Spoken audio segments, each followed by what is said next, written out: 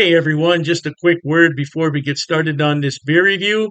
If you're interested in purchasing any of these beers that you see on my channel, stick around to the end of the video and I will tell you where you can purchase them at online. Now, isn't that lovely? Have beer shipped right to your home and don't have to go anywhere. All right, enjoy the video. Cheers to that. Welcome, my friends. Thanks so much for stopping by once again as we sample some more great tasting international craft beers with Dr. Dave. Oh, my cat's over here. He's clawing the chair. He wants to come up here with me. Oh, what a silly kitty cat. Anyway, for our sampling pleasures and tasting delights today, we have this one right here. Now, this is brewed in Tokyo, Japan, but this particular bottle is brewed in Canada. Now, I'm not sure if AB InBev has the rights to this beer. I don't know. If you want to check out my buddy Jay Terrio, I'll leave a link to his beer channel in the description box, but he would know better than I would. I don't really look up where beer is brewed or who brews it or who owns the corporation. I don't do all that, but I know this is brewed in Canada because it says so right on the label.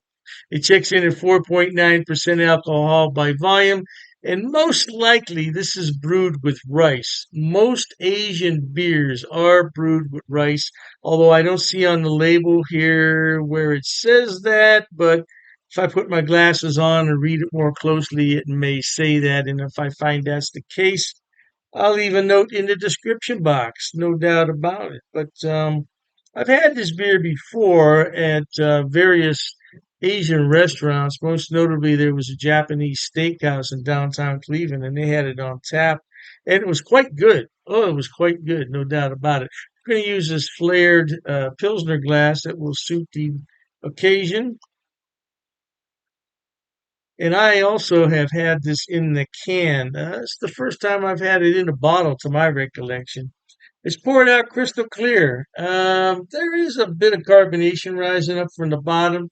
It made a very small amount of foam. I could make it appear a little bit better, but can't make too much because there's quite a bit of beer in here. So we just agitate it just a little bit. You got to be careful with these things. Yeah, it looks a little bit better. See what kind of aroma we can pick up.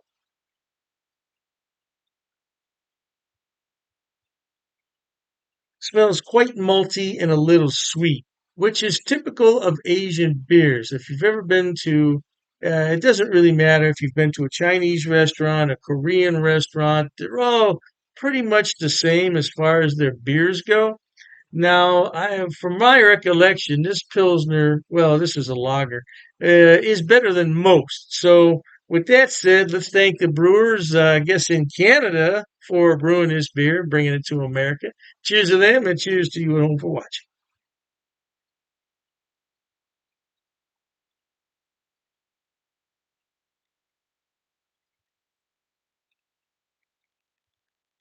It's a very good beer. It's a what I refer to as a nondescript beer, which means that it's not going to offend anybody.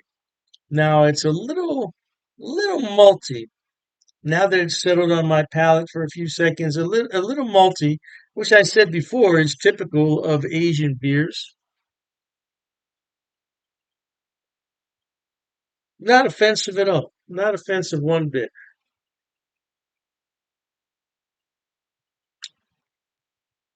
Now there is a Japanese steakhouse in town here where I live, and I would bet that they have this on tap. I would bet they do, and it's quite good with Japanese cuisine. It's quite good. Now this is leaving some nice lacing on the side of the glass. I would describe this as a light body, very lightly carbonated beer. There's not a whole lot going on here. This is just a good, decent beer to have with your Asian cuisine. That's it in a nutshell. Like I said, this is non-offensive, meaning that people who don't normally drink beer, I don't think they would find this offensive. I don't think so at all. Now, if you're a dyed-in-the-wool Budweiser drinker, you might take offense to this because people who drink Budweiser day in and day out, that's all they drink. I mean, they're loyal to the brand. And there's nothing wrong with that. There's nothing wrong with that. But if you try to give them this, they're going to turn their nose up and say, I don't like that so much.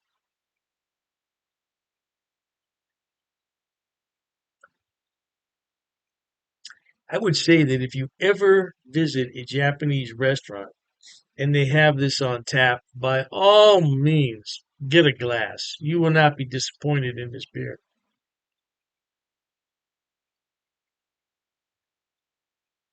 Oh, spilled a bit. Not what you want. I'm doing there. That's why I always keep some paper towels and some napkins. Anyway, Sapporo.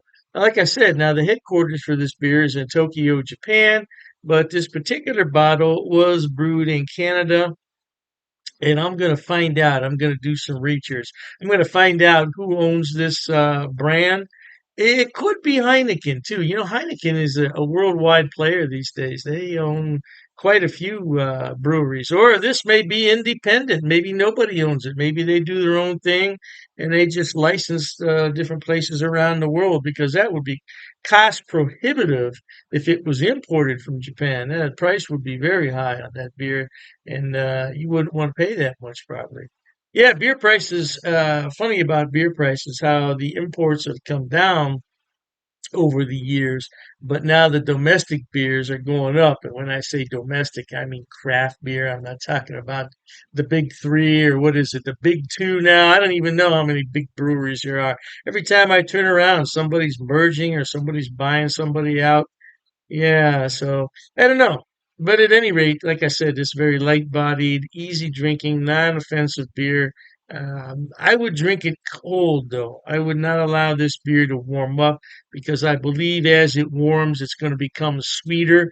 It's sweet now from the malts and the rice. You don't want to make it any sweeter than you have to.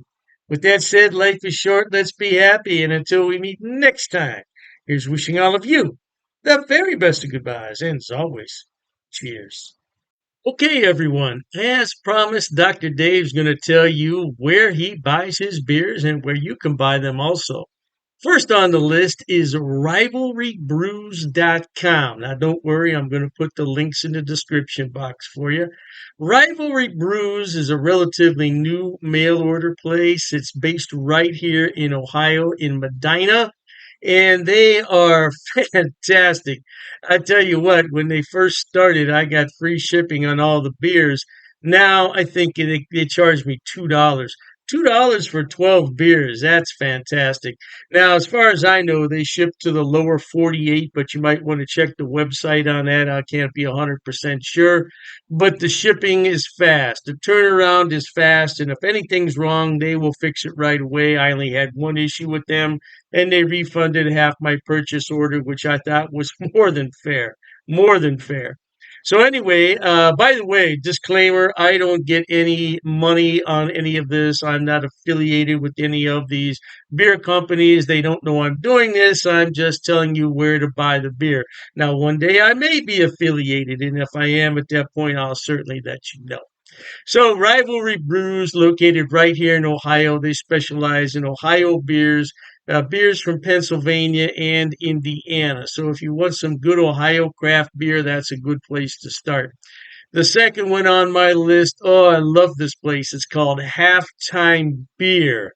Halftime Beer has two locations in New York State, Poughkeepsie, and I believe it's pronounced Mamaroneck.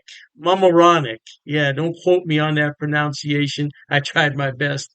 Yeah, anyway, they have more beer online than you could possibly look at in a day. I'm telling you, they have beer everywhere on that website. And all you have to do is go on there, make your selection, and have it shipped. Now, they do have gift boxes, which come with a really nice cooler. Yeah, and you can't beat it. It's $5 shipping on those special orders. Now, on the other beers, the shipping can get a little bit pricey, but I've never had an order for more than $20 shipping, which I think is really good for 12 bottles of beer. Now, if you get cans, it's less cost because it weighs less. And that's what costs the money is the weight and the size of the box. So, yeah, check them out. Now, I belong to two of their what's known as Beer of the Month Club. I'm in their German Beer of the Month Club, so I get 12 bottles from six different breweries, two of each, once a month. And there's a lot of beers in there that I've never heard of from Germany. I thought I had them all, not even close. And then I have the Around the World Beer Club, which is exactly what it sounds like. It's beers from all over the world. So far, I only got one beer that I didn't really like. It happens. It happens. And, you take your chances on that. But I got some beer from South Korea, of all places, South Korea. I thought it was really, really good. Now, last on the list, but not least, and I didn't put these in any particular order, it's the Best Damn Beer Shop. Now, they're out of San Diego, and they have a killer selection. I'm telling you. Matter of fact, talking about all this beer, I'm going to have one here. Mm, that's just a regular run of the mill Pilsner, German style, but it hits the spot on a day like this. Anyway, Best Damn Beer Shop. Woo! Now, their shipping, they require you to choose in lots of six. So you can get 6, 12, 18, 24 is the maximum. And their shipping is reasonable considering I'm on the East Coast and they're on the West Coast. Yeah, the shipping is generally about $19 for a 12 bottle selection, which I don't think is a lot. $19? No, I don't think that's a lot. Now, the more beer you buy, the less money it's going to cost. That's just a fact of economics. So if you want to buy six beers, it's going to cost more to ship it than the 12. Hey, I don't make the rules, man. Just buy more beer. You save more money on shipping. What can I tell you? Yeah, but they're a great place, and so all three of those places, Rivalry Brews for Ohio beers, and then you have the Halftime Beverage, which is in New York. They have a selection on everything, and same thing with Best Damn Beer Shop. Now, if you want some West Coast beers that you can't find in your town, that's the place to buy them at. Last but not least, people always ask me what is that on your beer glass? Well, I bought it at Amazon, Amazon.com. It's called a vacuum vin. Vacuum vin. And if I'm not mistaken, it's from Sweden, if I'm not mistaken. And the inside of it is lined with special material. So what you do is you put this in the freezer, you let it sit overnight, and then you put your beverage in here, and it will maintain that beverage at around 38 degrees, which is really cold for a beer. But I like my Pilsners cold. Now, if you already have a beer that warmed up, put it in here and it'll bring it to the proper temperature, no doubt. And I said last, but I was mistaken. This is the last thing I want to talk about.